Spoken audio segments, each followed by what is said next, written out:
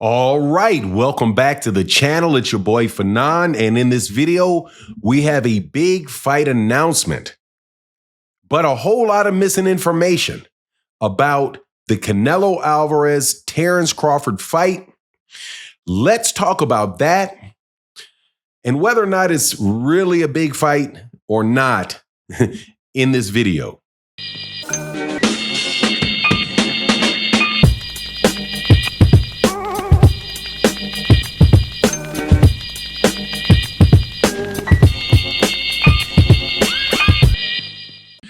All right, welcome back to the channel. It's your boy Fanon, and in this video, we're going to talk about a fight that is being promoted as the biggest fight in boxing, one that was somewhat announced yesterday, and that is the fight between Canelo Alvarez, the undisputed champion at 168 pounds, and Terence Bud Crawford, the former two-time undisputed champion, one time at 140, one time at 147.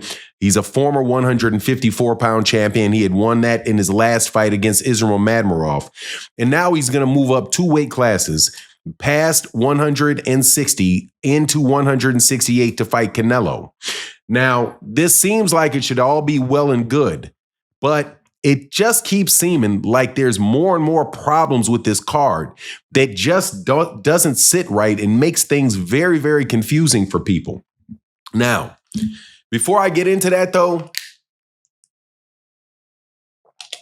let me welcome you back to the channel. If you're new to the channel, please accept my invitation to hit the subscribe button and hit the bell icon so you can be notified of when we release more videos. And if you're a longtime subscriber and supporter of the channel, thank you guys so much for your continued support. It really makes a huge difference to the channel. And thank you to everybody that supports in the super thanks of the videos like this. It's a little $sign by the comment section.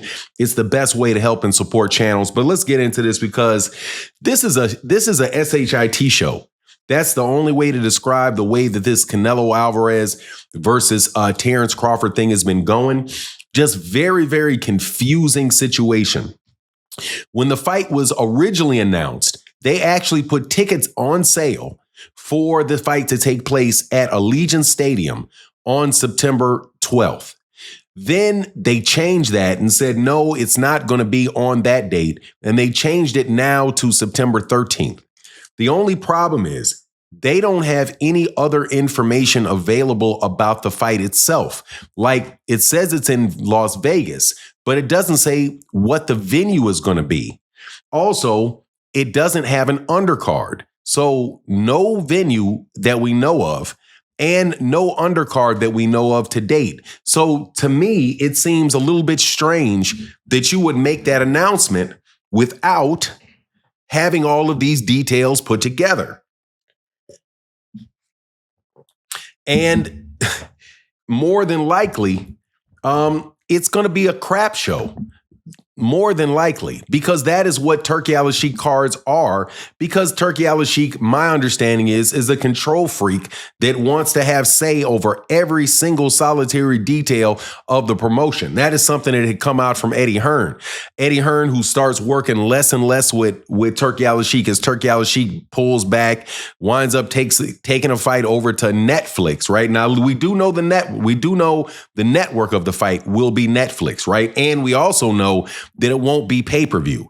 So the whole thing to me just sounds like he's like Turki Al-Sheikh is just taking noodles and throwing it to the wall to see what will stick, because that is not the way that you go about promoting a big fight. Because the way that he's going about it, the fight is guaranteed to lose a ton of money.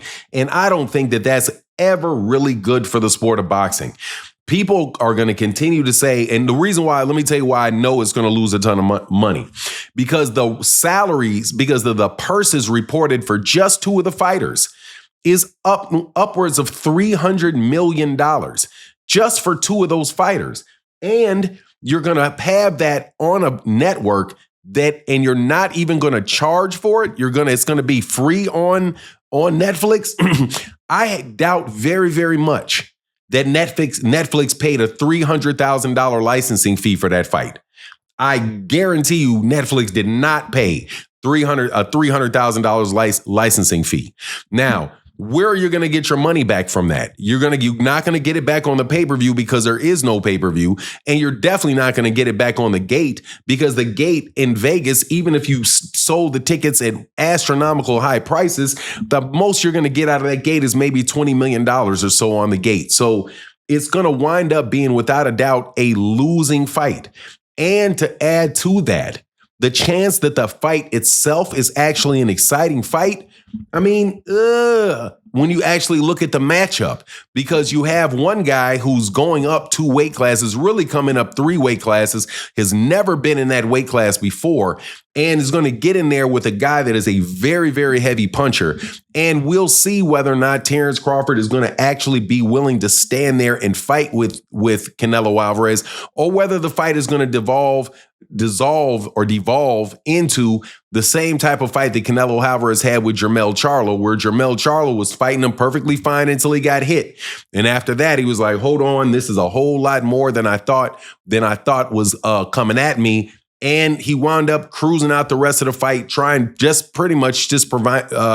deciding to not to get himself knocked out. That's pretty much how he fought that fight. And I don't think that I think Jermell Charlo is probably better acclimated to 168 pounds than Terence Crawford would be, provided, that Terence Crawford's not doing anything, untoward to get to that weight. But at the end of the day, look, I'm glad I don't have to pay for the fight. I would have paid for the fight even if they would have sold it to me. I would have paid for the fight. It's an interesting fight. However, I would love to see what the undercard of that fight is going to be. I've seen names listed for fights that would be on that undercard. And let me tell you, man, there's like nobody on other than they had one fighter listed on that undercard that I think that I kind of wanted to see, and that is Abdullah Mason.